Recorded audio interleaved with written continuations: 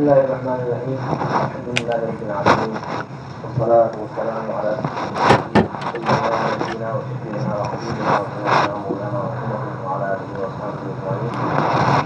اللهم اغفر لنا وارحمنا ومشايخنا ووفقنا لما تحب وترضى من القول والعمل، وجنبنا الفواحش والمعاصي والخطايا والزلل.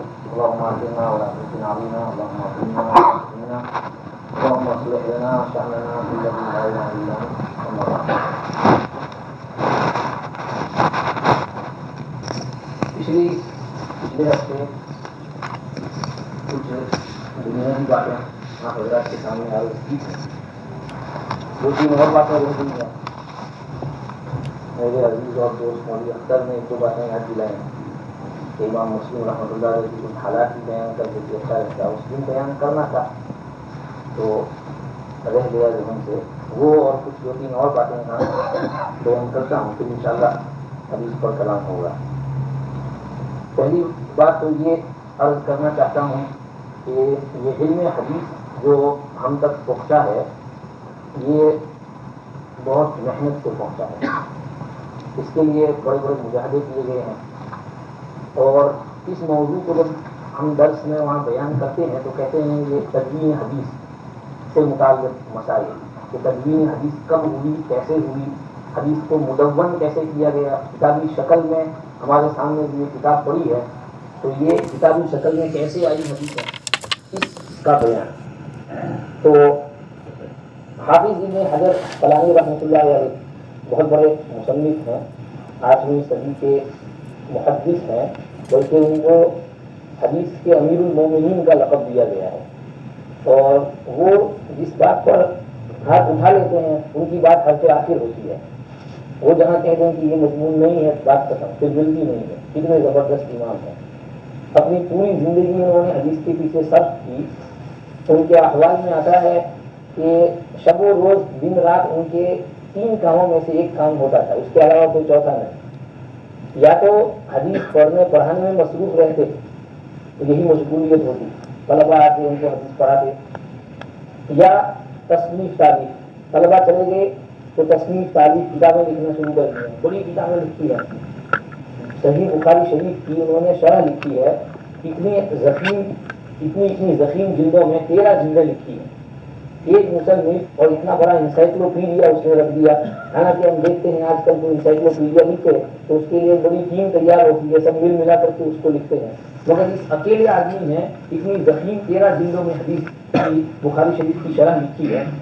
تو یا تو تصنیف کتابوں میں مشغول رہتے، اور یا نمبر 3 تلاوت کلام پاک ہے، اور کثرت سے تلاوت قرآن پاک کیا کرتے تھے. تو ان کے وہ فرماتے ہیں ان کی وفات کا وقت آیا، وفات سے پہلے شعر پڑھنے لگے. زمخشری کا غرب الرحیل الی دیار الاخرہ فاجعل الہی خیر عمری آخرہ وارحم مبیتی فی القبور ووحدتی وارحم عظامی حین تبقى ناخرہ. بڑے پیارے شعر ہیں. وہ کہتے ہیں قرب الرحیل الی دیار الاخرہ، آخرت کے گھر کی طرف جانے کا وقت قریب آ گیا، اب جانا ہے اللہ کے دربار میں. فاجعل الہی خیر عمری آخرہ، یہ اللہ میری سب سے بہترین زندگی آخری زندگی بنا دے. جب میرے بال سفید ہو گئی ہیں، تیرے در میں حاضر ہونا ہے، تو میری زندگی جو 50-60 سال کی رہی ہے اس کا سب سے عمدہ اور بڑھیا حصہ جو ہے وہ آخری حصہ بنا دے. زیادہ سے زیادہ اس میں محنت کر کے عبادت جتنی سے زیادہ ہو سکے کر لوں. ایک بزرگ اسی طرح سے بال سفید ہو گئے، اس کے بعد بہت مجاہدہ کرتے تھے، ہر وقت عبادت میں مصروف رہتے تھے. کسی نے کہا ذرا اپنے اوپر رحم کھاؤ، کیا کر رہے ہو؟ کہنے لگے بھائی جی گھوڑے جب دوڑتے ہیں میدان میں تو جب ان کی وہ جو جگہ ہے جہاں پہنچنا ہے وہ قریب آ جاتی ہے تو اور تیز ہو جاتے ہیں اور بھاگتے ہیں، جتنا تیز جا سکتے جاتے ہیں. تو اب ہمارا بھی وہ وقت آ گیا ہے جتنا چاہو بھاگ لینے دو، جتنی عبادت ہو سکے کر لینے دو. تو کہنے لگے فاجعل الہی خیر عمری آخرہ وارحم مبیتی فی القبور ووحدتی، اب مرنے کے بعد قبر میں جانا ہے، وہاں میری تنہائی پر میری غربت پر الہی تو رحم کرنا، اور وارحم عظامی حین تبقى ناخرہ، میری ہڈیاں وہاں پر کھوکھلی ہو جائیں گی، میری ہڈیوں پہ تو رحم کرنا. تو بہرحال یہ حافظ ابن حجر عسقلانی رحمۃ اللہ علیہ فتح الباری کے اندر لکھتے ہیں کہ اے طالب علم تجھے جان لینا چاہیے کہ احادیث اور یہ آثار نبی کریم صلی اللہ علیہ وسلم کے زمانے میں کتابی شکل کے اندر مدون اور تیار نہیں تھے، اور کتابی شکل میں نہ ہونے کی دو وجوہات ہیں۔ ایک وجہ تو یہ کہ نبی کریم صلی اللہ علیہ وسلم نے ابتدائی زمانے میں حدیث کو لکھنے سے منع کیا تھا۔ چنانچہ مسلم شریف ہی کی ایک روایت ہے، لا تکتبوا عنی شیئا غیر القرآن ومن کتب عنی شیئا غیر القرآن فلینفہ، کہ میری طرف سے قرآنی آیات کے علاوہ اور مضامین نہ لکھا کرو، کسی نے لکھا ہو تو مٹا دو۔ اس میں جیسا کہ بتایا تھا پچھلے ہفتے، اندیشہ تھا کہیں ایسا نہ ہو کوئی حدیث قرآن کے ساتھ مکس ہو جائے اور کوئی صحابی اس کو قرآن کی آیت سمجھ کر کے اس کے ساتھ ملا دے۔ حضور پاک صلی اللہ علیہ وسلم چاہتے تھے کہ قرآن پاک بالکل متمیز اور جدا رہے، اس میں کسی قسم کی تحریف نہ ہو، جیسے پچھلے ادیان میں پچھلی قوموں نے تورات اور انجیل کے اندر تحریف کر دی، تو اس طرح کی کوئی تحریف اور تصریف اور غلطی اس کے اندر نہ ہو جائے۔ مزید اہتمام کے لیے حضور نے فرمایا قرآن شریف ہی کو لکھا کرو اور باتیں نہ لکھو۔ ایک بات ہو جائے یہ، اور دوسری وجہ یہ کتابی شکل میں نہ ہونے کی کہ حضرات صحابہ کرام رضوان اللہ علیہم اجمعین کے حافظے بہت قوی تھے، بہت تیز تھے، اور اس دور کے حافظے ہمارے جیسے نہیں تھے۔ ہمارا دور تو بہت کمزوری کا دور ہے، ہمارے جسم بھی بہت کمزور، تو جس طرح جسمانی قوا ان کے مقابلے میں کمزور، تو دماغی قوا بھی ہمارے کمزور ہو چکے ہیں۔ ان کے تو بڑے ان کے حافظے اتنے قوی اور اتنے مضبوط تھے کہ آپ حیران ہو جائیں گے، بڑے بڑے نسب نامے جو ہیں اس کو وہ ازبر حفظ کر لیتے تھے۔ اور نسب نامے ہی نہیں بلکہ گھوڑے کی نسلیں جو ہوتی ہیں تو گھوڑوں کی نسلیں بھی ان کو یاد ہوتی تھی کہ یہ ترکی گھوڑا ہے اور اس گھوڑے کا باپ سنا ہے اور اس کا باپ سنا، گھوڑوں کی نسلیں ان کو حفظ ہوتی ہیں۔ اور ان کے یہاں یہ جو اشعار کے قصائد ہوتے تھے، سبا معلقہ ہمارے یہاں پڑھاتے ہیں، تو یہ جو معمولی چیزیں ان کے لیے ایک دفعہ پڑھ لیا اور حفظ ہو گیا، دماغ کے اندر محفوظ ہو جاتا تھا۔ تو اس دور میں صحابہ کرام کے قوا جو ہے نہایت مضبوط تھے، محفوظ تھے، اور پھر مزید اس پر نبی کریم صلی اللہ علیہ وسلم کی طرف سے بعض صحابہ کرام کو خصوصی دعائیں بھی ملی تھی، جس کی وجہ سے ان کا حافظہ بہت قوی ہو گیا تھا۔ ایک روایت میں آتا ہے، بخاری شریف ہی کی روایت ہے، حضرت ابو ہریرہ رضی اللہ عنہ کہتے ہیں نبی کریم صلی اللہ علیہ وسلم تشریف فرما تھے، آپ نے فرمایا بھئی کون ہے جو اپنی چادر بچھائے میرے سامنے پھیلائے، میں اس میں کچھ پڑھ کر دم کر دوں، اس کے بعد وہ چادر اپنے اوپر سمیٹ دے اور اپنے اوپر اوڑھ لے، تو اس کی برکت سے اللہ پاک اس کا حافظہ جو ہے اتنا تیز کر دیں گے کہ وہ جو سنے گا یاد رکھے گا۔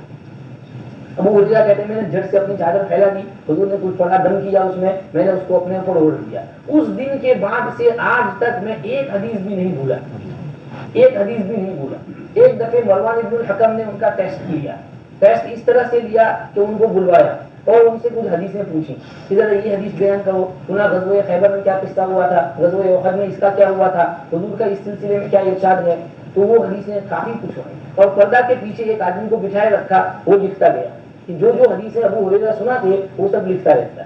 اس کے بعد بھیج دیا ان کو، ایک سال گزر گیا، سال دو سال گزر گئے، اس کے بعد انہوں نے پھر یہی کیا کہ ابو ہریرہ کو پھر امتحان کے لیے بلوایا، آدمی کو پردے کے پیچھے بٹھایا دیا، ان سے پھر وہ حدیثیں پوچھی۔ ابو ہریرہ نے 2 سال بعد بھی ہو بہو جیسے پہلے بیان کی تھی وہی الفاظ حدیثوں کے بیان کر دیے، دوہرا دیے۔ بھگوان نے کہا واقعی تو جو کہتا ہے سچ ہے کہ ایک لفظ بھی میں حدیث کا صلی اللہ علیہ وسلم نے جو بیان کیا تھا بھولا نہیں۔ تو دوسری وجہ یہ کہ ان کے حافظے حد درجہ کے قوی تھے اور انتہا کو پہنچ چکے تھے، اس لیے ان کو حضور کی حدیثیں یاد رہتی تھیں اور اس کو لکھنے کی حاجت اور ضرورت نہ تھی۔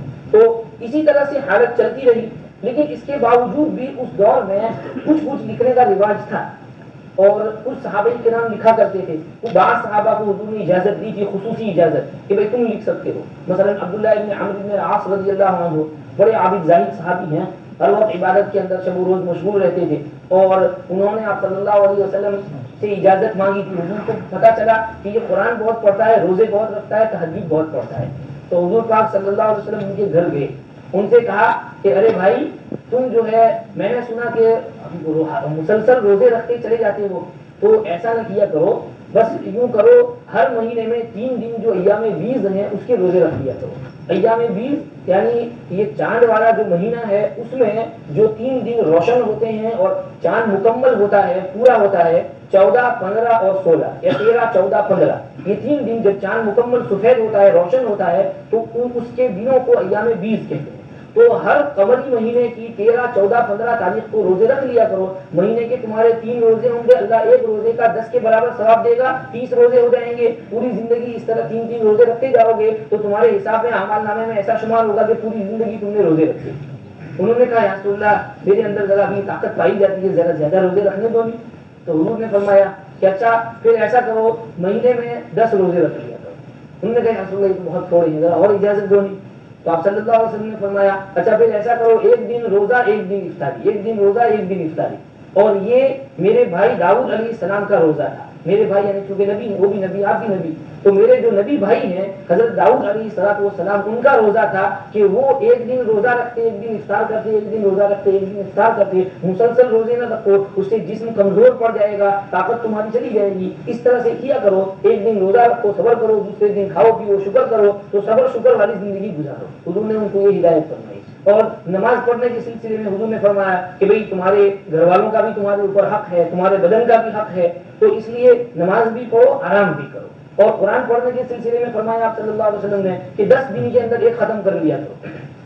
ہم نے کہا یا رسول اللہ تو بہت تھوڑا ہے. فرمایا ہفتے میں ایک کر لیا کرو. کہا یہ بھی بہت تھوڑا ہے.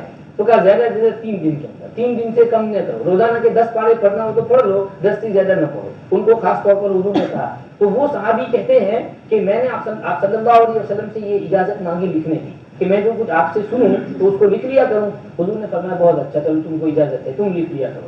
انہوں نے کہا یا رسول اللہ آپ خوشی میں کچھ کہیں وہ بھی لکھ لوں اور غصے میں کہیں وہ بھی لکھ لوں. فرمایا ہاں خوشی کی بات بھی لکھو، غصے کی بات بھی لکھو، اس لیے کہ اس منہ سے حق کے سوا کچھ نہیں نکلتا. اس زبان سے جو نکلتا ہے حق بات نکلتی ہے، یہ بولتی نہیں بلوایا جاتا ہے وہاں سے. تو اس صحابی کو اجازت دی تھی آپ صلی اللہ علیہ وسلم نے لکھنے کی. اسی طرح ایک روایت میں آتا ہے کہ ایک موقع پر نبی کریم صلی اللہ علیہ وسلم نے ایک خطبہ دیا. فتح مکہ کا موقع تھا، مکہ شریف فتح ہوا تھا. نبی کریم صلی اللہ علیہ وسلم خوش ہیں، دل باغ باغ ہے، اور بیت اللہ شریف کی دیوار کی اوٹ میں آپ نے کھڑے ہو کر خطبہ دیا صحابہ کرام کو، اور اس میں بہت فصیح اور بلیغ خطبہ دیا اور نہایت عمدہ مضمون اس کے اندر بیان کیا. تو ایک صحابی جو یمن کے رہنے والے تھے، ان کا نام ابو شاہ الیمنی ہے، وہ کھڑے ہوئے. کہا یا رسول اللہ یہ خطبہ جو ہے میرے لیے لکھوا دیجیے ذرا. تو حضور نے حکم دیا ایک صحابی کو کہ بھائی میں نے ابھی کہا اس کو لکھ کر کے دو. تو اس نے لکھ کر کے دیا. معلوم ہوا اس طرح لکھنے کا رواج تھا اور حضور اجازت دیتے تھے خصوصی لکھنے کی. تو حضرت عبداللہ ابن عمرو بن العاص جو لکھا کرتے تھے، جن کا بھی ذکر کیا، ان کے پاس وہ صحیفہ بھی موجود تھا جس میں انہوں نے یہ سب حدیثیں لکھی تھیں، اور ان کے پوتے عمرو بن شعیب جو ہیں وہ اپنے دادا کے حوالے سے اس صحیفے سے روایتیں نقل بھی کیا کرتے تھے. تو بہرحال کچھ رواج تھا لکھنے کا جن کو خصوصی اجازت دی تھی، اور ورنہ عام طور پر صحابہ کرام کے حافظے بہت قوی تھے اور ان کو حدیثیں مضبوط اور پختہ یاد رہتی تھیں اور اس سے وہ نقل کیا کرتے تھے. اب جیسے جیسے رفتہ رفتہ زمانہ گزرنے لگا تو تقریباً صدی کے قریب ہونے لگی، تو اس صدی کے بالکل موڑ کے اوپر حضرت عمر بن عبد العزیز رحمۃ اللہ علیہ، جو جن کو یوں کہیے اس امت کے 5ویں خلیفہ بھی کہہ سکتے ہیں. 4 خلیفہ ابو بکر عمر عثمان علی رضی اللہ عنہم جو خلفائے راشدین کہلاتے ہیں، جنہوں نے خلافت راشدہ یعنی سنت نبویہ علی صاحبہ الف و الف تحیۃ و سلام کے طرز پر خلافت گزاری، تو ان کو خلفائے راشدین کہتے ہیں. ان کے بعد ذرا اس میں تھوڑا وقفہ آ گیا. پھر حضرت عمر بن عبد العزیز کا دور آیا، انہوں نے پھر وہی خلافت راشدہ کا دور تازہ کر دیا، اس کو زندہ کر دیا. اس لیے ان کو خلیفہ خامس کہا جاتا ہے. بڑے برگزیدہ انسان تھے، بڑی اونچی ہستی تھی، اور یہ اگرچہ خلفائے بنو امیہ میں سے تھے. بنو امیہ کے جو خلفاء گزرے ہیں انہوں نے بہت کچھ خرابیاں بھی کی، مظالم بھی کیے، بہت کچھ کیا، لیکن ان کا دور آیا انہوں نے وہ سارے مظالم ختم کر دیے اور جو کچھ حقوق اپنے پاس تھے بیت المال کے سب واپس کر دیے. ان کی بیوی جو ہے شہزادی تھی اور کافی اس کے پاس زیورات مال دولت تھی. ان کو جب خلیفہ بنایا گیا اور ہشام بن عبد الملک نے وصیت کی کہ میرے بعد ان کو خلیفہ بنایا جائے، انہوں نے گھر میں بیوی سے آ کر کہا کہ اب میرے سر پہ ذمہ داری بڑھ گئی ہے اور دیکھ کہ میرے ساتھ رہنا ہو تو یہ جو بیت المال کا جو کچھ خزانہ تیرے پاس ہے یہ مجھے نہیں چاہیے، اور میں اپنے گھر میں اس کو رکھنا نہیں چاہتا. یا تو تو یہ کر کہ اس کو بیت المال میں واپس جمع کرا دے اپنے سارے زیورات، اور اگر میرے ساتھ رہنا ہے تو پھر یہ کرنا پڑے گا، نہیں تو تو جا اپنے گھر اور کسی کو یا کہ اپنا اور بندوبست کر لے. اس نے کہا کہ نہیں، میں آپ کا ساتھ کبھی نہیں چھوڑ سکتی. اس نے بھی اپنے وہ سارے زیورات وغیرہ بیت المال میں جمع کروا دیے اور آپ کے ساتھ نہایت گویا کہ فقر و فاقہ اور غربت والی زندگی اختیار کر دی. تو آپ اس مختصر سے جھوپڑے کے اندر رہتے تھے، تمام اموال اور جو شاہی چیزیں تھیں اس کو واپس بیت المال میں کر دیا، اور آپ نے بڑے عجیب عجیب چند کارنامے ادا کیے. اسی لیے آپ کو پہلی صدی کا مجدد کہا جاتا ہے. مجدد جو حدیث میں آپ صلی اللہ علیہ وسلم کا ارشاد ہے کہ اللہ رب العزت اس امت میں ہر صدی کے اوپر ایک نہ ایک ایسے شخص کو گویا وجود بخشیں گے، پیدا کریں گے جو اس دور میں دین کی تجدید کرتا رہے گا، دین کو دوبارہ زندہ کرتا رہے گا، دین اور اس کی آثار جب مٹ رہے ہوں گے تو اللہ پاک اس کو کھڑا کر دیں گے، وہ امت کا رخ موڑ دے گا اور اس کی ڈوبتی ہوئی ناؤ کو، کشتی کو پھر سے سنبھال لے گا اور اس کو چلاتا رہے گا۔ تو یہ اللہ کا بڑا احسان ہے اس امت کے اوپر کہ اس کے اوپر بڑے بڑے مظالم ہوئے، بڑے بڑے دشمن مسلط ہوئے، مگر اس کا کوئی استیصال اور بالکل صفایا کوئی نہیں کر سکا۔ ہر زمانے میں کچھ نہ کچھ ایسے افراد آتے رہے جو دین کو دوبارہ زندہ کرتے رہے، تازگی بخشتے رہے۔ تو پہلی صدی کے مجدد حضرت عمر بن عبد العزیز کو بیان کیا گیا، دوسری صدی میں حضرت امام شافعی رحمۃ اللہ علیہ کا نام لیا جاتا ہے، اور تیسری صدی میں حنفیہ میں حضرت امام طحاوی رحمۃ اللہ علیہ کا نام آتا ہے، چوتھی صدی میں غالباً امام طبرانی کا نام آتا ہے، اور پانچویں صدی میں امام غزالی رحمۃ اللہ علیہ کا نام آتا ہے۔ فلسفہ کا دورہ تھا، امام غزالی رحمۃ اللہ علیہ نے اس کا رخ موڑا اور لوگوں کو فلسفہ سے دین کی طرف پھیرا، اس کے لیے احیاء العلوم جیسی زبردست کتاب لکھی۔ تو ایسے افراد کو اللہ پاک ہر صدی میں پیدا فرماتے رہتے ہیں۔ تو حضرت عمر بن عبد العزیز کو پہلی صدی کا مجدد کہا جاتا ہے۔ تو ان کے کارناموں میں ایک اہم کارنامہ یہ ہے کہ انہوں نے مختلف شہروں میں جو بڑے بڑے اونچے اونچے محدثین تھے ان کو خطوط لکھے اور یہ کہا کہ دیکھو تمہارے پاس نبی کریم صلی اللہ علیہ وسلم کی احادیث اور صحابہ کرام کے جو آثار محفوظ ہوں اس کو کتابی شکل میں مرتب کر کے میرے پاس دفتر بنا کر بھیجو، مجھے یہ اندیشہ ہے کہیں یہ ضائع نہ ہو جائیں اور ان پر خطرہ ہو رہا ہے، اس لیے تم ان کو بھیجو میرے پاس۔ تو چنانچہ ایک خط انہوں نے لکھا تھا اس دور کے بڑے محدث محمد ابن مسلم ابن شہاب الزہری رحمۃ اللہ علیہ 125 ہجری میں جن کی وفات ہے، ان کو خط لکھا۔ یہ بھی بڑے اونچی ہستی تھے، 80 دن میں انہوں نے قرآن حفظ کر لیا تھا، پورا قرآن پاک ابن شہاب زہری نے صرف 80 دن کے اندر حفظ کر لیا تھا۔ بس وہ جب آدمی ٹھان لیتا ہے کسی کام کی، اس کے پیچھے پڑ جاتا ہے تو وہ کر لیتا ہے اس کو، پھر اس کے لیے اللہ پاک بھی رستہ کھول دیتے ہیں۔ یہاں ایڈنبرگ کے اندر ایک اسٹوڈنٹ تھا، وہ ادھر سودان سے آیا ہوا تھا، تو وہ کہتا ہے کہ اس کے خاندان میں سبھی حافظ ہیں، مرد ہو یا عورت، لڑکا ہو یا لڑکی، سب حافظ، صرف یہ اکیلا کہتا ہے کہ میں کیونکہ وہ یونیورسٹی کی لائن میں گیا اور کالج وغیرہ میں، تو اس لیے میں حافظ نہیں ہو سکا، تو مجھے بڑی خوف رہتی تھی جب میں گھر میں جاؤں تو شرمندہ ہوں۔ تو یہاں جب آیا تو اس نے ٹھان لیا، یہ PhD کر رہا تھا، اس نے ٹھان لیا کہ میں نے قرآن یاد کرنا ہے۔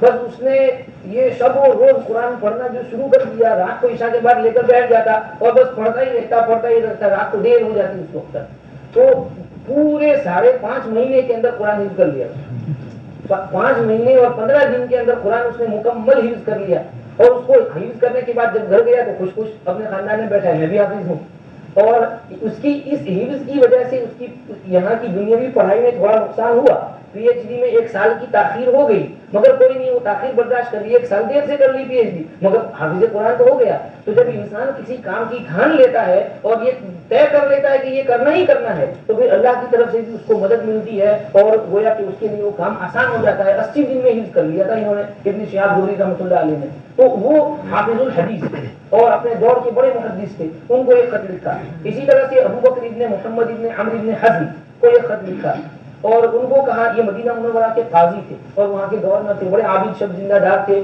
تو ان کی بیوی کہتی ہیں جب سے یہ قاضی بنے تو بستر کے اوپر لیٹے نہیں تھے رات کے وقت، رات بھر جو ہے وہ تہجد کے اندر، عبادت کے اندر گزارا کرتے تھے۔ عمر بن عبد العزیز کا بھی یہی حال تھا، ان کو ایک خط لکھا تو ان حضرات نے کچھ دفاتر تیار کر کے عمر بن عبد العزیز کو روانہ کیے اور انہوں نے پھر اس کو اپنے پاس محفوظ رکھا، اس کی کچھ نقلیں اتار کر کے مختلف جگہوں پر بھیجی کہ بھئی یہ حضور کی احادیث ہیں، ان کو اپنے سامنے رکھو، ہم ہمیشہ اپنے سامنے مد نظر رکھو۔ یہ کارنامہ ادا کیا انہوں نے، اور اس کے بعد پھر یہ حدیث کی تدوین اور کتابی شکل میں لکھنے کا دستور جو ہے وہ بڑے زور شور سے چل پڑا۔ حضرت امام مالک رحمۃ اللہ علیہ نے مدینہ منورہ کے اندر موطا کے نام سے ایک کتاب لکھی، یہ بھی مدینہ منورہ کے بڑے عالم تھے اور حدیث میں ان کی بشارت بھی آئی ہے، اور آپ صلی اللہ علیہ وسلم نے ارشاد فرمایا کہ مدینہ منورہ میں اللہ پاک ایک عالم کو پیدا کریں گے اور لوگ دور دراز کے اسفار کر کے، دور دراز سے لمبے لمبے سفر کر کے، اونٹوں کی پیٹھ پر بیٹھ کر کے لمبی مسافت طے کر کے محض ان کے پاس حدیث پڑھنے کے لیے آئیں گے۔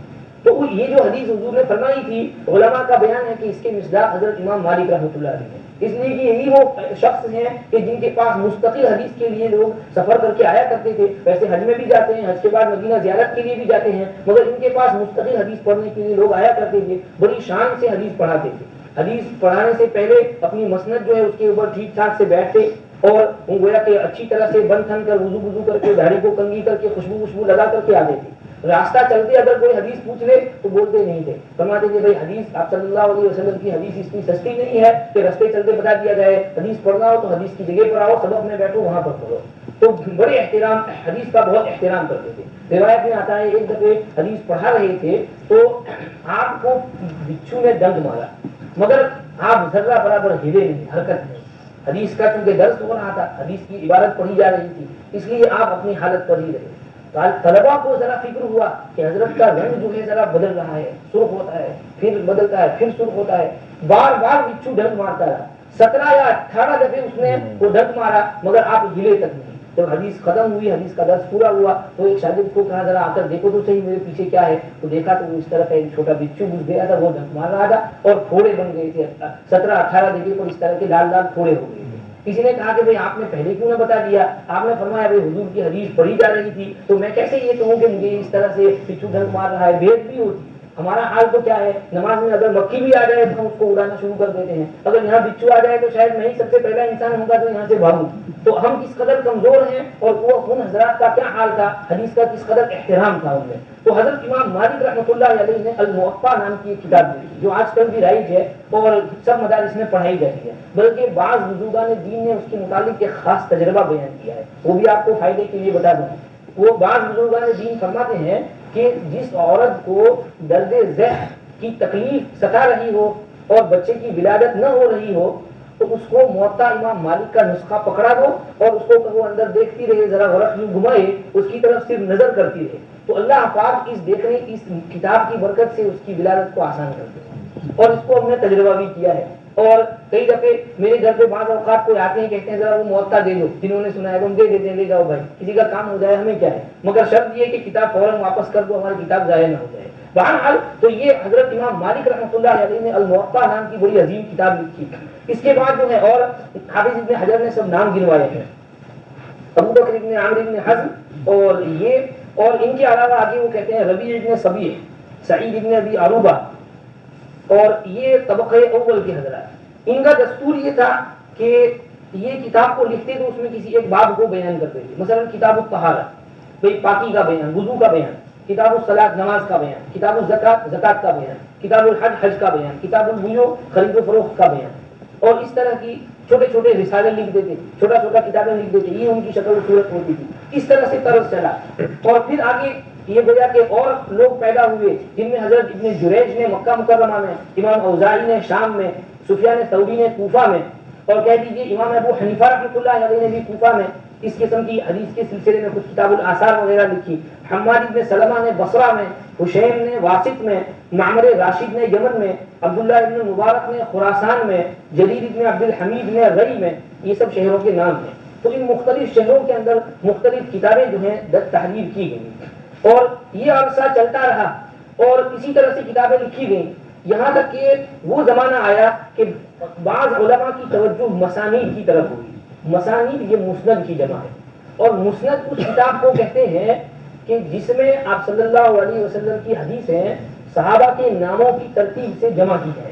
مثلا ابو بکر صدیق کا نام لے لیا تو ابو بکر صدیق نے جتنی حدیثیں روایت کی ہیں وہ سب ایک جگہ درج کر دی جائیں، چاہے اس حدیث کا تعلق کسی بات سے ہو، وضو کی حدیث ہو، نماز کی ہو، روزے کی ہو، اور آخرت سے کوئی متعلق ہو، جنت کا اس میں ذکر ہو، دوزخ کا ذکر ہو، کچھ بھی ہو، مگر ان کی جتنی حدیثیں ہیں سب ایک جگہ. پھر عمر فاروق کی ایک جگہ، پھر عثمان غنی کی حدیثیں ایک جگہ. تو اس ترتیب سے جو حدیثیں جمع کی جائیں تو ان کو مسانید کہتے ہیں، مسند کہتے ہیں. تو حضرت امام احمد بن حنبل رحمۃ اللہ علیہ جو ائمہ اربعہ میں سے ہیں اور بڑے جلیل القدر امام ہیں، ان کے بھی عجیب حالات آتے ہیں. 164 ہجری میں ان کی ولادت ہے اور تقریباً 231 یا اس کے آس پاس میں ان کی وفات ہے. تو انہوں نے دین کے خاطر بڑی محنتیں کی. اس زمانے میں ایک فتنہ فرقہ تھا معتزلہ نام کا، اس کا ایک مخصوص عقیدہ تھا مسئلہ خلق قرآن کے سلسلے میں، تو اس سلسلے میں اس نے بہت سو کو مارا، شہید بھی کیا، بہت سو کو تکالیف پہنچائی، ستایا. تو حضرت امام احمد بن حنبل کو بھی اس نے جناب اپنے ہمنوا کرنے کے لیے اور اپنے گویا کے موافق کرنے کے لیے تو ان کو بہت مجبور کیا اور ان کو باندھ کر کے کوڑے مارے. کوڑے اس طرح مارے کہ ان کے زخم پڑ گئے، روزانہ تھوڑے تھوڑے کوڑے مروایا کرتے تھے. تو صبر کرتے رہے مگر اپنا موقف نہ چھوڑا، جو حق بات ہے وہ کہہ کر رہے. تو اللہ پاک نے اس کا اجر اور اس کا معاوضہ ان کو یہ نصیب کیا، دنیا ہی کے اندر معجل اجر دیا کہ اپنے دیدار سے ان کو نوازا. خواب کے اندر ان کو زیارت ہوئی اللہ رب العزت کی، ایک بار نہیں کئی بار ہوئی. وہ کہتے ہیں 99 دفعے زیارت ہوئی، 99 دفعے. میں نے پھر یہ سوچا کہ اب کہ اللہ پاک کی ایک اور دفعہ زیارت ہو جائے تو ایک بات پوچھنی ہے. تو کیا پوچھنا ہے کہ چنانچہ ہو گئی زیارت. پھر پوچھا کہ یا اللہ وہ کون سی چیز ہے جو آپ کے سب سے زیادہ نزدیک کرنے والی ہے، جو انسان کو آپ کا سب سے مقرب بنا دے، وہ چیز ہے کیا؟ کس عمل سے اللہ انسان آپ کا مقرب سب سے زیادہ ہو سکتا ہے؟ اللہ پاک نے فرمایا اسی کلام کو پڑھ کر جو میں نے نازل کیا ہے، جو میرا کلام ہے. ظاہر ہے کسی مصنف کی کتاب آپ پڑھو گے تو اس مصنف کو خوشی ہوگی کہ نہیں بھائی یہ میری کتاب پڑھ رہا ہے. تو یہ قرآن اللہ کا کلام ہے، اللہ کی کتاب ہے. تو جو بندہ میری اس کتاب کو پڑھے گا وہ میرا سب سے زیادہ مقرب ہو جائے گا، میں اس سے خوش ہوں گا اور اس کو اپنے قرب سے نوازوں گا. تو یہ انہوں نے پوچھا اللہ نے سے کہ یا اللہ کوئی سمجھ کر پڑھے تو یا بے سمجھے پڑھے تو بھی؟ اللہ نے فرمایا سمجھ کر پڑھو یا بے سمجھے پڑھو، دونوں صورتوں میں ہمارا قرب اور ہماری نزدیکی تم کو نصیب ہوگی. تو قرآن شریف کی کثرت سے تلاوت کیا کرو، اللہ کا قرب اس سے نصیب ہوگا. تو حضرت امام احمد بن حنبل رحمۃ اللہ علیہ نے سب سے گویا کہ انہی کی مسند سب سے زیادہ مشہور ہے، 6 ضخیم جلدوں کے اندر ہیں، تو وہ انہوں نے تصنیف کی.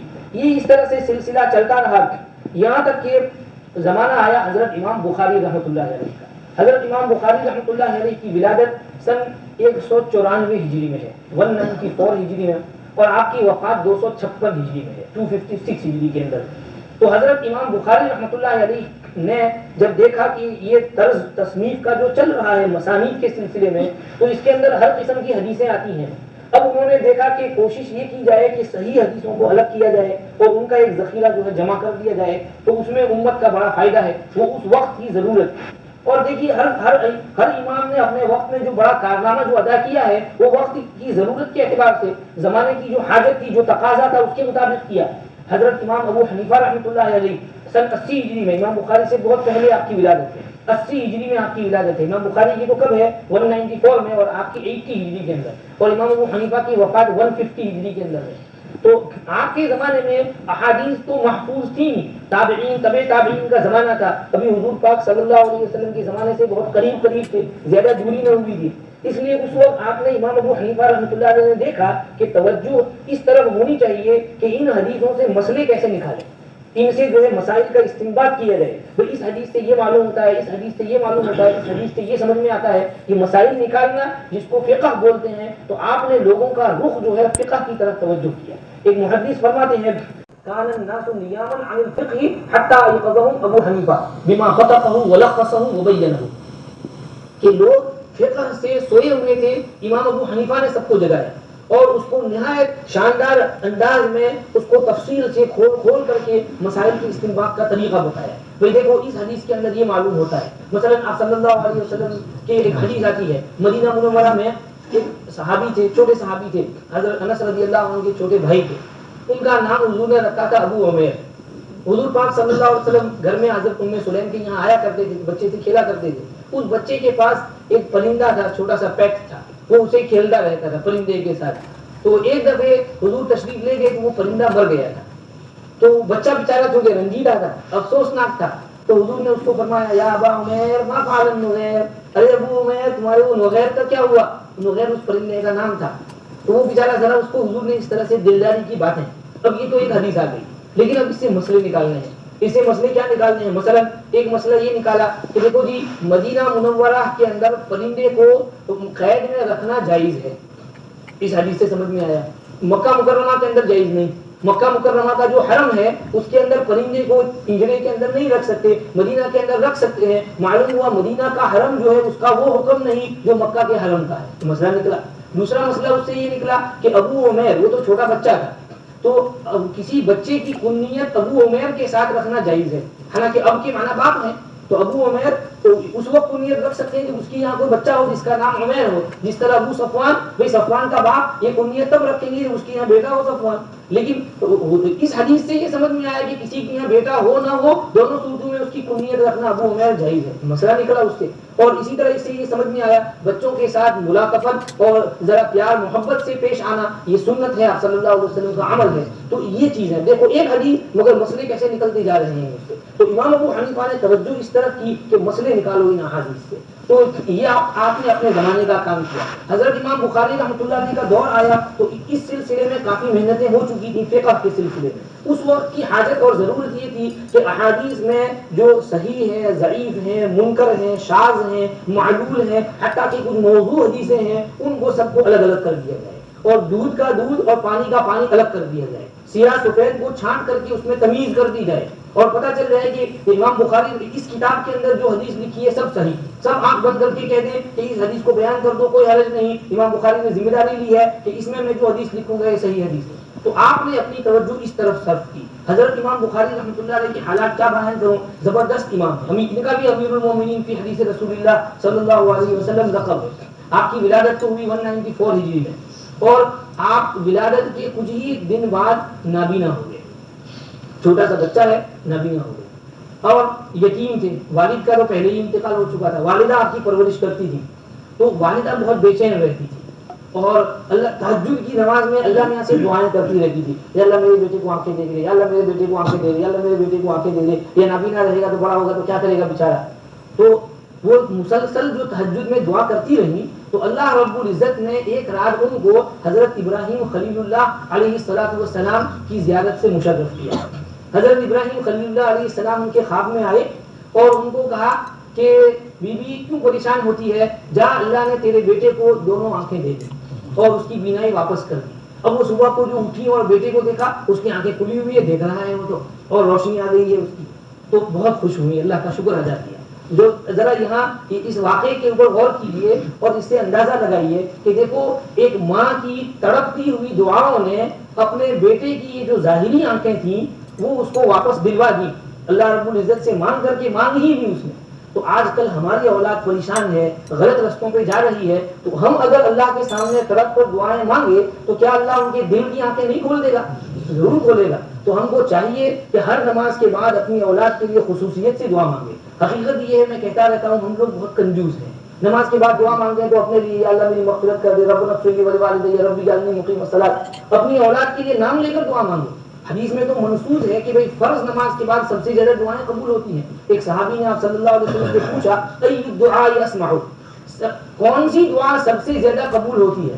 آپ صلی اللہ علیہ وسلم نے پہلے نمبر پر تو فرمایا جوف اللیل الآخر، کہ رات کے پچھلے پہر کے درمیانی حصے میں جو دعا مانگی جائے وہ سب سے اچھی دعا ہے. یعنی سحری کے وقت، جس وقت ہم رمضان میں سحری کھاتے ہیں تو اس وقت کوئی بندہ اللہ کے سامنے کھڑا ہو کر تہجد پڑھ کر 2-4 رکعت پڑھ کر دعا مانگے، وہ دعا سب سے زیادہ مقبول ہے. رات کے اس اندھیرے میں جب ساری دنیا سوئی ہوئی ہے، خدا کا یہ بندہ اپنے گودرے سے اپنے لحاف سے اٹھتا ہے، وضو کرتا ہے، اس کے سامنے آ کر 2-4 رکعت پڑھتا ہے، پھر جو دعا مانگتا ہے تو وہ دعا سیدھی اوپر جا کر پہنچتی ہے، قبول ہوتی ہے. یہ سب سے زیادہ مقبول دعا ہے. اور اس کے بعد حضور نے فرمایا وَدُبُرَ الصَّلَوَاتِ الْمَكْتُوبَاتِ، اور فرض نمازوں کے بعد جو دعا مانگی جائے وہ سب سے زیادہ قبول ہوتی ہے. تو فرض نماز کے بعد اپنی اولاد کے لیے، ان کی ہدایت کے لیے خصوصیت سے نام لے کر دعا مانگا کریں، اور گویا کہ یہ حدیث سے گویا کہ اس وقت مانگنا ثابت ہے. تو بہرحال یہ حضرت امام بخاری رحمۃ اللہ علیہ کی بینائی واپس آنے کا قصہ ہوا.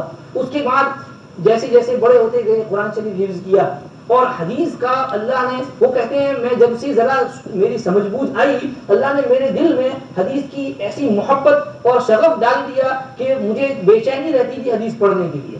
تو چھوٹے سے 8-9 سال کے بچے ہی تھے کہ علماء اور محدثین کی مجالس میں جایا کرتے تھے اور بیٹھے بیٹھے حدیث سنا کرتے تھے. 10 سال کی عمر کے تھے کہ اس دور کے ایک محدث داخلی کی مجلس میں آپ بیٹھے ہوئے تھے.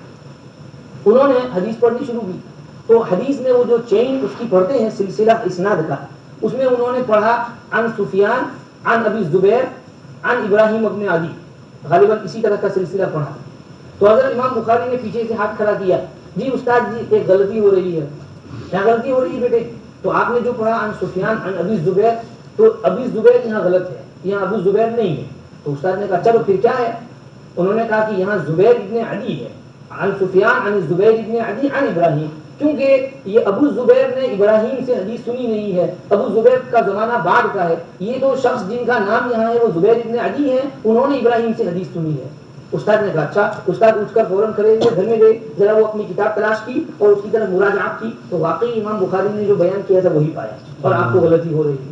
10 سال کا چھوٹا بچہ اور استاد کو اس طرح سے ٹوکتا ہے، استاد بھی مخلص تھا، غلطی مان لی، اس کی اپنا اقرار کر لیا، اور استاد کی نظر میں اس چھوٹے ننھے منھے سے بچے کی بے حد وقار اور محبت پڑ گئی، اس کے بعد اپنے پاس مقرر بٹھا کر رکھتے اور اس کے ساتھ حدیث پڑھایا کرتے۔ یہ تو اس چھوٹے بچپن کا ایک واقعہ ہے۔ اور اس کے بعد جیسے جیسے رفتہ رفتہ زمانہ بڑھتا گیا تو آپ نے تصنیف تالیف کا شوق پیدا ہوا۔ ابھی صرف 18 سال کی عمر کے تھے، 18 سال کے بھی جوان تھے کہ آپ نے کتاب لکھی قضایا الصحابہ والتابعین، صحابہ اور تابعین کے فیصلے۔ انہوں نے ان کے یہاں مسئلے آئے اور جھگڑے آئے تو ان میں کس طرح وہ فیصلے کرتے تھے، وہ انہوں نے اس مضمون کی ایک کتاب لکھی۔ اور کیسے لکھی؟ یہ گئے تھے حج میں اپنے بڑے بھائی اور اپنی امی کے ساتھ، حج سے فارغ ہو کر مدینہ شریف گئے، مدینہ شریف سے ان کے بڑے بھائی اور امی تو واپس چلی گئی بخارا، اور یہ وہیں ٹھہر گئے اور وہاں حدیث پڑھتے رہتے ادھر استادوں کے پاس، اور پھر رات کے وقت چاند کی چاندنی میں بیٹھ کر وہ کتاب لکھتے۔ دن بھر تو مصروفیت رہتی تھی اور رات کو جب فرصت ملتی تو اس وقت جو ہے چاند کی چاندنی میں بیٹھ کر، روشنی بھی نہیں تھی، چاندنی میں بیٹھ کر کتاب لکھا کرتے۔ اس طرح انہوں نے یہ کتاب لکھی اور یہ بڑی عجیب کتاب تھی۔ حافظ ابن حجر نے بیان کیا ہے کہ اس کے بعد انہوں نے تاریخ صغیر اور تاریخ کبیر لکھی۔ تاریخ کبیر جب لکھی ہے کئی ضخیم جلدوں کے اوپر وہ مشتمل ہے۔ ان کے استاد اسحاق ابن راہوی نے جب اس کتاب کو دیکھا تو وہ اپنے ایک دوست کے پاس اس کتاب کو لے گئے اور کہنے لگے الا اریک سحرا، کیا میں تجھے ایک جادو نہ دکھاؤں؟ دیکھو تو یہ 18-19 سال کا بچہ ہے اور کتاب کو دیکھو اس نے جو لکھی ہے۔ تو یہ حضرت امام بخاری رحمۃ اللہ علیہ کی ابتدائی حالات، حدیث کا شرف تو ہو گیا تھا اور دیکھو اس سلسلے میں محنت بھی بہت کی۔ حضرت امام رحمۃ اللہ علیہ کہتے ہیں کہ والد صاحب نے میراث میں بہت سے پیسے چھوڑے تھے، میں نے سب کے سب حدیث کے پیچھے خرچ کر دیے، سب کے سب خرچ کر دیے، اس کے اسفار کیے، یہاں سے وہاں کا سفر، وہاں کا سفر، اور بصرہ میں تو میں نے 5 سال کا قیام کیا بصرہ میں، اور کوفہ کتنی دفعہ میرا آنا جانا ہوا مجھے یاد بھی نہیں ہے، لا احصی کم دخلت الکوفہ، میں شمار بھی نہیں کر سکتا کہ بار بار سفر ہوتا رہتا تھا، کبھی یہاں کا سفر، کبھی بغداد کا سفر، کبھی بصرہ کا سفر، کبھی یمن جا رہے ہیں، کبھی وہاں جا رہے ہیں، تو یہ اسفار جو حدیث کے خاطر ہوتے رہے میں شمار نہیں کر سکتا ان کا۔ تو کہتے ہیں کہ اس دوران امتحان بھی پیش آیا، ایک دفعہ پیسے ختم ہو گئے، کھانے پینے کے لیے کچھ نہیں تھا، پتے چبائے ہیں میں نے، 3 روز تک پتے چباتا رہا، کسی کے سامنے ہاتھ پھیلانے کی ہمت نہ کی، میں کیسے کسی کو جا کر کہوں لاؤ پیسہ دے دو، طالب علم ہوں میرے پاس کھانا نہیں ہے، کسی سے میں نے ایک پائی مانگی نہیں، 3 روز اس طرح گزارتا رہا، چپ چاپ سے جاتا جنگل میں کسی جھاڑ کے تھوڑے سے پتے، بعض پتے ایسے ہوتے ہیں جن میں تھوڑا سا مٹھاس ہوتا ہے، تو ایسا پتے وتے چبا لیے، گھاس واس چبا لیا اور پانی پی لیا اور اس کا گزارا کر لیا، اپنے اوپر کسی کے سامنے حاجت ظاہر نہیں کی۔ 3 روز کے بعد یہ ہوا کہ اللہ پاک نے غیب سے روزی بھیجی، ایک شخص آیا جس کو میں پہچانتا نہیں، جس کا نام مجھے معلوم نہیں، کبھی اس کی ملاقات نہیں ہوئی، وہ آیا اور ایک تھیلی دینار کی میرے حوالے کی اور کہا یہ لے لو اور اس کو اپنے کام میں لاؤ۔ اس کے بعد الحمدللہ اللہ نے میری آزمائش نہیں لی، پھر اللہ پاک کہیں نہ کہیں سے کچھ نہ کچھ روزی کے اسباب ہوتے رہے اور گزران ہوتا رہا۔ تو یہ ابتدائی زمانے میں طالب علم میں آپ کو اس طرح کی مصیبت اور تکلیفیں بھی پیش آئیں، تو اب بڑا بتائیے اس طرح محنت کرتے رہے، اور پھر جو ہے آپ نے خواب دیکھا ایک موقع پر، استاد کے سامنے اس کو آ کر بیان کیا۔ خواب کیا دیکھا کہ نبی کریم صلی اللہ علیہ وسلم تشریف فرما ہے، حضرت امام بخاری رحمۃ اللہ علیہ پاس ہیں اور آپ صلی اللہ علیہ وسلم کے اوپر مکھیاں جو ہیں اڑ رہی ہیں، اور حضرت امام کے ہاتھ میں پنکھا ہے اور ان مکھیوں کو اڑا رہے ہیں تاکہ حضور کو تکلیف نہ ہو اور آپ کے اوپر وہ بیٹھے ہیں۔ اب خواب کی تعبیر سمجھ میں نہ آئی تو یہاں پر ایک بات اور سمجھ لو، حضرت امام ابو حنیفہ رحمۃ اللہ علیہ نے بھی ایک موقع پر اس قسم کا خواب دیکھا تھا۔ انہوں نے خواب دیکھا کہ نبی کریم صلی اللہ علیہ وسلم کی قبر مبارک جو ہے کھلی اور وہاں پر جو ہے ہڈیاں جو ہیں جسم مبارک کی ہیں، اور آپ ان ہڈیوں کو گویا کہ نکال کر کے اکٹھا کر رہے ہیں، ایک جگہ پر رکھ رہے ہیں، اور پریشانی ہوئی اس سے، اس لیے کہ نبی کریم صلی اللہ علیہ وسلم کے متعلق تو حدیث میں منصوص ہے کہ اس دھرتی کے اوپر، اس زمین کے اوپر یہ حرام ہے کہ وہ کسی نبی کا جسم کھائے، وہ نبی کے جسم کو کھا نہیں سکتی۔ تو فنبی اللہ حی یرزق، اللہ کا نبی اپنی قبر میں زندہ ہوتا ہے، اس کو اللہ کی طرف سے روزی بھی ملتی رہتی ہے۔ تو حضرت نبی پاک صلی اللہ علیہ وسلم تو اپنی قبر میں زندہ ہیں، حیات ہیں، اور پھر اس طرح کا خواب دیکھنا مسئلہ کچھ سمجھ میں نہ آیا۔ معبرین سے پوچھا، تو تعبیر دینے والوں نے دیا کہ بھئی اس کا مطلب یہ ہے حضور کی ہڈیاں کو نکالنا اور ان کو جمع کرنا، اس کا مطلب یہ ہے کہ یہ آدمی حضور کی احادیث سے مسئلے نکالے گا اور ان کا استنباط کر کے امت کی اس طرف توجہ کرے گا۔ چنانچہ وہی ہوا بعد میں جو انہوں نے تعبیر دی تھی۔ تو حضرت امام بخاری رحمۃ اللہ علیہ نے بھی اس قسم کا خواب دیکھا کہ مکھیاں اڑا رہے ہیں، تعبیر سمجھ میں نہ آئی، اور معبرین سے جا کر پوچھا تو انہوں نے تعبیر دی کہ یہ ایسا آدمی ہے کہ یہ آپ صلی اللہ علیہ وسلم کے اوپر حدیث کے باب میں جو تہمتیں لگائی جاتی ہیں ان تہمتوں کو ہٹائے گا اور اڑائے گا اور صحیح اور غلط حدیثوں کے درمیان تمیز کرے گا۔ کہتے ہیں اس وقت سے میرے دل میں یہ بات بیٹھ گئی تھی کہ اس سلسلے میں کوئی نہ کوئی کتاب ضرور لکھنی ہے۔ اور پھر یہ ہوا کہ ان کے بڑے استاد اسحاق بن راہوی نے ایک مجلس میں ایک دفعہ ایسا کہہ دیا کہ کیا ہی اچھا ہو اگر کوئی آدمی ذرا یہ ہمت کر کے یہ ٹھان لے کہ صحیح حدیثوں کو تمیز کرنا ہے اور اس سلسلے میں کتاب لکھ دے۔ کہتے ہیں پھر میں نے شروع کر دیا، لکھنا شروع کر دیا۔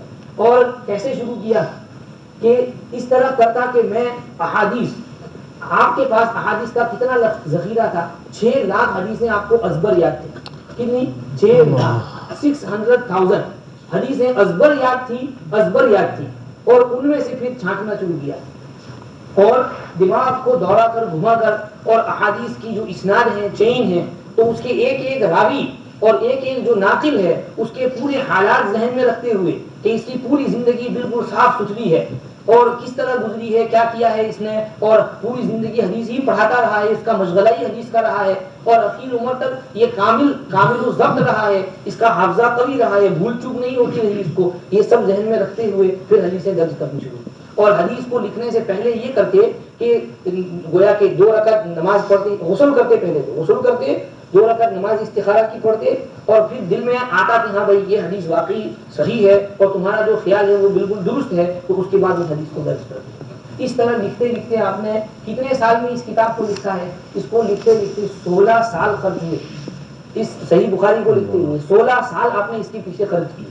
اور یہ حدیث کا ذخیرہ جب جمع ہوا، انسان جب محنت کرتا ہے تو اللہ کی طرف سے انعام بھی ملتا ہے۔ دنیا میں ان کو انعام کیا ملا کہ اس کتاب کو اتنی مقبولیت ہوئی کہ لوگ دور دراز سے آپ کے پاس پڑھنے آتے اور امام بخاری کے براہ راست 90,000 شاگرد ہوئے، 90,000 اسٹوڈنٹس نے آپ کے پاس صحیح بخاری شریف کو پڑھا۔ تو یہ ان کی مقبولیت ہوئی۔ حضرت امام بخاری رحمۃ اللہ علیہ نے اپنے زمانے میں لوگوں کی توجہ اس طرف کی کہ صحیح حدیثوں کو غلط حدیثوں سے جدا کر دیا جائے اور اس کو ایک جگہ پر گویا کہ اکٹھا اور مجموعہ کر دیا جائے۔ اب حضرت امام مسلم رحمۃ اللہ علیہ کا نمبر آتا ہے۔ حضرت امام مسلم رحمۃ اللہ علیہ امام بخاری کے ہم زمان اور ہم عصر بھی ہیں اور ایک اعتبار سے آپ کے شاگرد بھی ہیں۔ حضرت امام مسلم رحمۃ اللہ علیہ کی ولادت سن 202 ہجری میں اور آپ کی وفات سن 261 ہجری میں، 261۔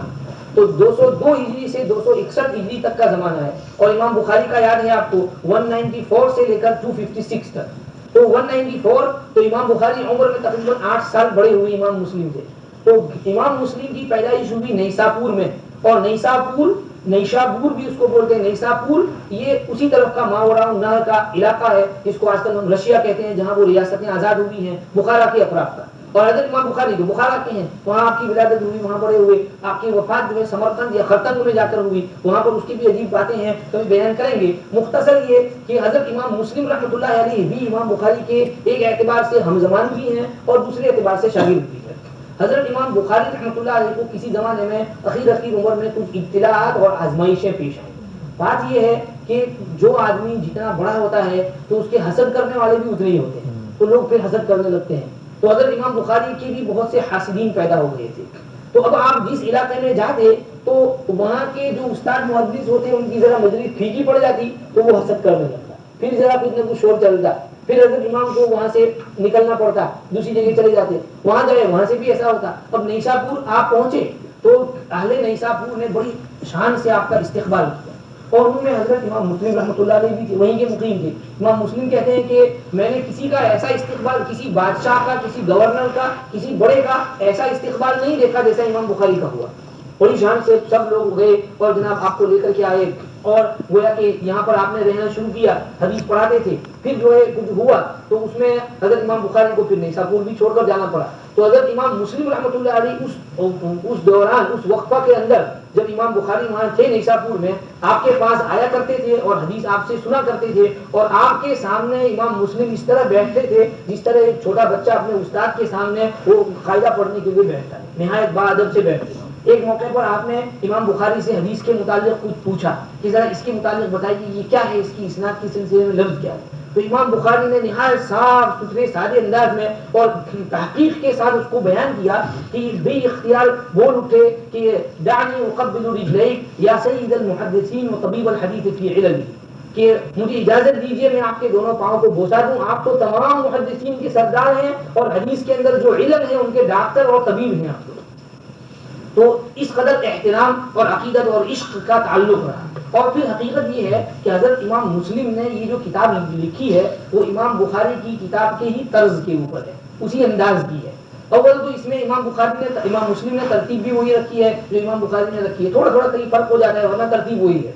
اور دوسرے یہ کہ اس میں حدیثیں، ہاں البتہ اتنا ہے کہ امام مسلم نے اس میں یہ کیا کہ ایک مضمون کی سب حدیثیں ایک جگہ رکھ دیتے ہیں، جبکہ امام بخاری نے یہ کیا ہے کہ ان کی کتاب میں حدیثیں متفرق ہیں، کوئی کہاں ہے کوئی کہاں ہے، اس لیے کہ ان کا اصل مقصد جو ہے اس کے ساتھ ساتھ یہ بھی تھا کہ وہ یہ گویا کہ مسائل کا استنباط بھی اپنی کتاب کے اندر سکھاتے ہیں کہ مسئلے کیسے نکالنے ہیں. تو اب کوئی حدیث جو ہے ان کے یہاں وضو سے متعلق ہے مگر کتاب اللباس میں ملتی ہے، کوئی نماز سے متعلق ہے مگر دوسری جگہ بھی ملتی ہے. تو اس وجہ اس کی یہ کہ اس میں کوئی ایک مسئلہ ہوتا ہے تو امام بخاری اس مسئلے کی وجہ سے وہاں لیتے ہیں، لیکن امام مسلم رحمۃ اللہ علیہ نے ترتیب بہت عمدہ رکھی ہے اور ایک ترتیب سے لکھتے چلے گئے. اور اس میں جہاں ایک حدیث آئے تو اس کی جو مختلف اسانید ہوں ان اسانید کو بھی یکجا جمع کر دیتے ہیں تاکہ طالب علم کو پڑھنے میں آسانی ہو جائے، سہولت ہو جائے، تو ایک جگہ اس کو سب حدیثیں مل جائیں. تو آپ نے حدیث جو کتاب لکھی ہے مسلم شریف، یہ بالکل بخاری شریف ہی کے طرز پر ہے اور اسی انداز اور اسی میں نے اس میں لکھی ہے. امام بخاری کا بھی اسی طرح کا مقولہ ہے. اس لیے آج کل کے بعض سلفی اور غیر مقلد جو کہتے ہیں کہ جو حدیث بخاری مسلم میں ہو وہی صحیح اور صحیح نہیں، خود امام بخاری کی اس قول کے اعتبار سے غلط ہے.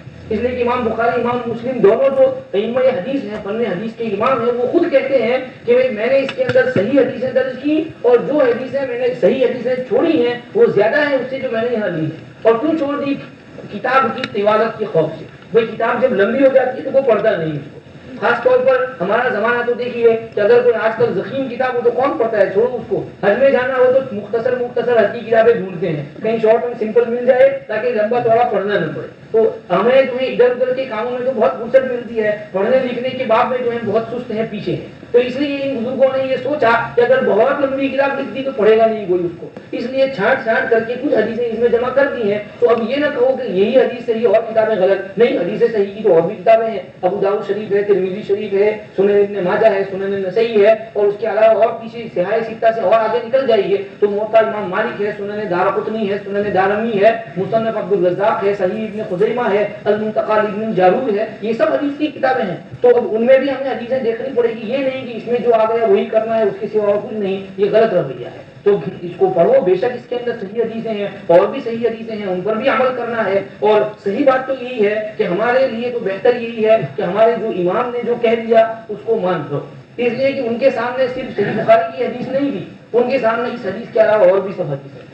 تو انہوں نے ہمارے لیے کام آسان کر دیا ہے، کبھی کھچڑی پکا کر پلیٹ میں رکھ دیے، کھا لو اس کو. تو اب ہم کیوں اس میں چھان بین کریں اور اس کے پیچھے پڑیں کہ یہ اس میں ہے اور وہ اس میں ہے؟ ہمارے یہ بس میں نہیں ہے. انہوں نے تو اپنی زندگی کھپائی تھی. ابھی آپ نے سنا کہ کس طرح سے پوری زندگی اس کے پیچھے لگائے رکھی تھی. ہمیں نہ اتنی فرصت ہے، نہ اتنا وقت ہے، ہم صبح سے شام تک اپنے کام دھندے میں رہتے ہیں. تو اب ہم اگر یہ سوچنے گئے کہ اس میں جو ہوا اسی کو کریں باقی کو نہیں تو حدیثوں میں ٹکراؤ ہو جائے گا. اور حقیقت یہ کہ انسان جب اس طرح سے اپنا دماغ اس طرف کھپاتا ہے تو پھر کیا ہوتا ہے، وہ پریشان ہو جاتا ہے. اس لیے کہ حدیثوں میں بعض دفعے کہیں کوئی تعارض نظر آتا ہے. ایک حدیث میں یہ لفظ ہے، دوسرے میں یہ لفظ ہے. کہیں کہا نماز میں ہاتھ اٹھاؤ، کہیں کہا مت اٹھاؤ، کہیں کہا وضو اٹھاتے تھے، کہیں کہا نہیں اٹھاتے تھے. تو اب کہیں کہا آمین زور سے کہو، کہیں کہا آمین آہستہ سے کہو، تو دونوں میں ٹکراؤ نظر آئے گا. تو اب وہ آدمی پریشان ہو جائے گا. لیکن ہمارے حضرت امام ابو حنیفہ رحمۃ اللہ علیہ نے ہمارے لیے آسانی کر دی. آپ نے کہہ دیا بھائی دونوں باتیں ٹھیک ہیں، آمین زور سے کہنا بھی ٹھیک، آہستہ کہنا بھی ٹھیک، مگر بہتر یہ ہے آہستہ کہنا. اس لیے کہ حضور پاک صلی اللہ علیہ وسلم نے اپنی زندگی میں زیادہ تر آہستہ سے کہا ہے.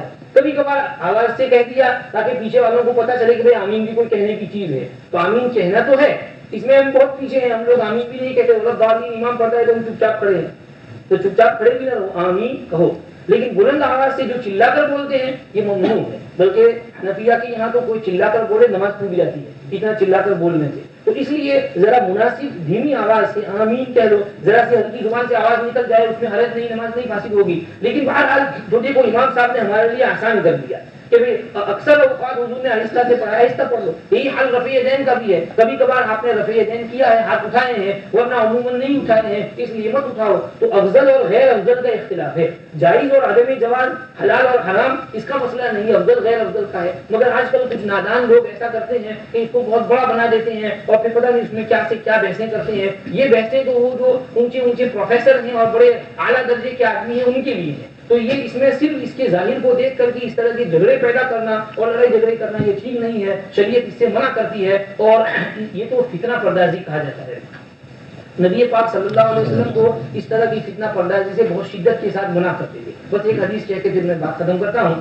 حضرت معاذ بن جبل رضی اللہ عنہ کے متعلق آتا ہے کہ یہ عشاء کی نماز آپ صلی اللہ علیہ وسلم کے ساتھ مسجد نبوی میں پڑھتے اور پھر جلدی جلدی اپنے محلے میں جا کر وہاں کی جو مقامی مسجد تھی اس میں پڑھاتے. تو دو روایت میں آتا ہے کہ ایک دفعہ انہوں نے یہ کیا کہ عشاء کی نماز تھی تو نماز جب شروع کی تو سورہ بقرہ لمبی سورت شروع کر دی. اب پیچھے سے ایک آدمی نے سوچا کہ یار یہ سورہ بقرہ کب پوری ہوگی. وہ بیچارہ دن بھر کھیت میں کام کر کے تھکا ہوا تھا. اس نے اپنی نماز توڑ دی, پیچھے گیا, اپنی نماز پڑھی اور بھاگا گیا. اب حضرت معاذ بن جبل کو بعد میں پتا چلا کہ اس نے ایسا کیا تو آپ نے کہا وہ منافق ہے, اس لیے اس نے ایسا کیا. اس کو جب یہ خبر پہنچی وہ گرم ہو گیا, مجھے منافق کہا. وہ سیدھا حضور کے پاس گیا اور کہا یا رسول اللہ ہم لوگ دن بھر کھیت میں کام کرتے ہیں, آپ پتا ہے تڑکے کے اندر گرمی کے اندر محنت کرنی ہے, ہل چلانا ہے, یہ کرنا ہے, وہ کرنا ہے, اتنا تھک جاتے ہیں ہم. رات کو آتے ہیں جب عشاء کی نماز پڑھنے جاتے ہیں تو معاذ جو ہے سورہ بقرہ شروع کر دیتا ہے. تو اب اتنی لمبی ہم کو پھر آرام کیسے ملے گا ہم کو. تو حضور پاک صلی اللہ علیہ وسلم نے معاذ کو رکھا ہے, معاذ بلا اس کو بلا اس کو بٹھایا. افتان انت یا معاذ, ارے معاذ تو فتنہ پڑتا ہے, لوگوں کو فتنے میں مبتلا کرتا ہے. کیونکہ وشم سے وہ دعا کیوں نہیں پڑھی, بلے لیگا یکشا کیوں نہیں پڑھی, وتی نے وہ زیتون پڑھ لیتا, کیا ضرورت تھی سورہ بقرہ پڑھنے کی. پھر تو کہاں اٹھے بس اس کے بعد تو آیا ہے تو بس اللہ معاف کی, اب کے بعد یہ غلطی نہیں ہوگی. تو اب دیکھیے اس کے اندر اس سے اندازہ لگائیے کہ نماز میں لمبی سورت پڑھنا تو اچھی چیز ہے. صحابی کی نیت نیک تھی حضرت معاذ کی کہ ذرا چلو ذرا لمبی سورت پڑھ لیتے ہیں, لوگوں کو ثواب زیادہ ملے گا. مگر حضور پاک صلی اللہ علیہ وسلم نے اتنی اچنا سی فتنہ پردازی کو بھی برداشت نہیں دیا, بلکہ شدت سے ڈھانٹا اس صحابی کو اور ان کو کہا کہ ایسا نہ کیا کرو. تو دیکھو امت کے اندر خلل ڈالنا اور اس طرح چھوٹی چھوٹی باتوں میں فتنہ پیدا کرنا, اس سے تو ہمارے حضور پاک صلی اللہ علیہ وسلم کو کتنی نفرت ہے, کتنی دوری ہے. تو اس طرح کے چھوٹے چھوٹے مسئلے کھڑے کر کے لوگوں میں جھگڑے برپا کرنا اور اس طرح کا انتشار پیدا کرنا, یہ شریعت اسلامیہ ایسی چیزوں کو نہیں سکھاتی ہے. ان باتوں کو ہم بڑوں کے حوالے کر دیں, جو اس کے جاننے والے ہیں وہ اس کو سنبھالتے رہیں, جانتے رہیں. وہ کتابوں میں جب مسائل آتے ہیں تو اس پہ بحث ہوتی ہے, تو اس کی یہ دلیل, اس کا یہ دلیل, اس کا یہ جواب, اس کا یہ جواب, تو وہ ان کے حوالے کر دیں. باقی ان حدیثوں کو اپنے ظاہر پر رکھیں. بہرحال میں بات بہت دور نکل گئی. یہ ایک مختصر سا میں نے آپ کے سامنے خاکہ بیان کیا ہے کہ حدیث کیسے جمع ہوئی اور اس کے پیچھے کس طرح محنتیں ہوئی اور امام بخاری مسلم رحمۃ اللہ علیہما نے یہ صحیح حدیثیں کیسے لکھی. اب اس کے بعد انشاءاللہ آگے کچھ ایک دو باتیں بس آگے شروع کر دیں گے, ختم کر دیں. اور دعا سے پہلے ایک بات یہ کہ بھائی یہ دن جو ہے بعض ساتھیوں کا مشورہ ہے کہ ذرا کہیں آگے پیچھے کر دیں, خود ہمارے لیے بھی اس میں آسانی رہے گی. تو بہتر یہ بدھ کے بجائے کوئی اور دن کرنے, پیر یا منگل کرنے یا اتوار کو جو پیر کے دن اچھا ہوتا ہے, سب ہوتے ہیں یہاں پہ. اتوار کو کوئی شادی بازی میں جاتے ہیں, پیر کے روز اچھا ہے. پیر کو اور کوئی پروگرام نہیں ہوتا ہے, نہیں ہوتا, ٹھیک ہے پیر کے روز کرتے ہیں.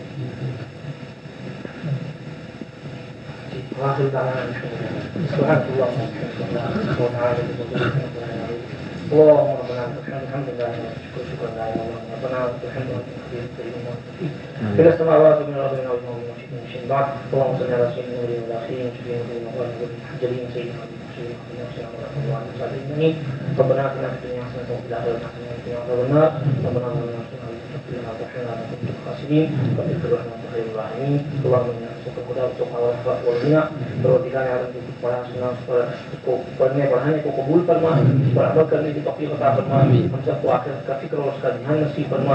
نبی پاک صلی اللہ علیہ وسلم کی صحیح محبت اور سچا عشق نصیب فرما اور ہم صلی اللہ علیہ وسلم کی صحیح تابعداری کی توفیق عطا فرما. اللہ ہم پر رحم فرما, اللہ ہم سب کے اوپر خصوصی رحم فرما, ان میں سے کسی کو بھی محروم نہ فرما. اپنی رحمت خاصہ کا بھرپور حصہ ہم سب کو نصیب فرما. ہمیں تیرے بہت سے نیک بندے ہیں, سفید کچھ بزرگ ہیں معصوم بچے ہیں یا اللہ ان کے تو خیر ہماری دعاؤں کو قبول فرما، ہماری دینی دنیاوی اخروی ہر قسم کی حاجات اور ضروریات غیب سے پوری فرما، پوری امت مسلمہ پر رحم فرما، جو پریشان حال ہیں ان کی پریشانیاں ختم فرما، جو بیمار ہیں انہیں شفا عطا فرما، جو قرض دار ہیں ان کا قرض ادا فرما، یا اللہ جو مجاہدین ہیں ان کی بھرپور مدد فرما، یا اللہ دین کی جس لائن سے جس قسم کی جہاں پر محنتیں ہو رہی ہیں سب محنتوں کو قبول فرما، اللہ سب میں اخلاص نصیب فرما، یا اللہ سب کام کرنے والوں کو قبول فرما، یا اللہ ہر طرح کی قبولیت سے نواز دے، یا اللہ نبی کریم صلی اللہ علیہ وسلم کے اوپر ہم سب کی طرف سے نام لے کر لاکھوں کروڑوں اربوں تنگینت درود رحمتیں سلامتیاں برکتیں نازل فرما، اور آپ صلی اللہ علیہ وسلم نے تجھ سے جو برائیاں مانگی ہیں وہ سب ہم کو نصیب فرما، جن برائیوں سے پناہ مانگی ہم سب برائیوں سے ہمیں پناہ نصیب فرما، اور یا اللہ جن جن بزرگان دین کے واسطے سے ہم تک یہ دین یہ نعمت یہ اسلام پہنچا ہے، صحابہ تابعین طبع تابعین محدثین مفسرین متکلمین، یا اللہ ان سب کو ان کی محنتوں کا بھرپور بدلہ نصیب فرما، ان کی قبروں کو نور سے منور فرما، ان کے درجے بلند فرما، اعلیٰ علیین میں جنت الفردوس میں ان کو اونچا ٹھکانہ نصیب فرما، ہمیں بھی ان کے ساتھ حشر فرما اور ان کی جماعت میں ہمارا شمار فرما، ربنا تقبل منا انک انت السمیع العلیم وتب علینا انک انت التواب الرحیم، صلی اللہ تعالی علی خیر خلقہ سیدنا محمد و آلہ وصحبہ اجمعین۔